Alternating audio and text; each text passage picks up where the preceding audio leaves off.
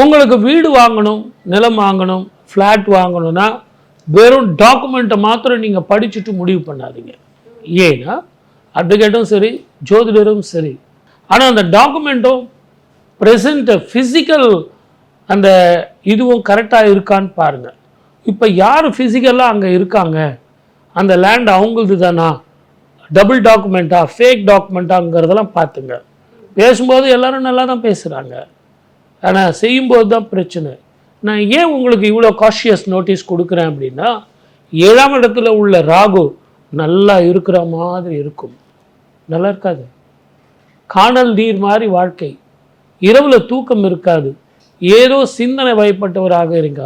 புதிய வாழ்க்கை, புதிய பயணம், புதிய வேலை இதெல்லாம் அமையும், வருமானங்கள் கூடும், தெளிவான சிந்தனையும் தீர்க்கமான முடிவும் எடுத்தால் வாழ்க்கை இன்பமாக இருக்கும்.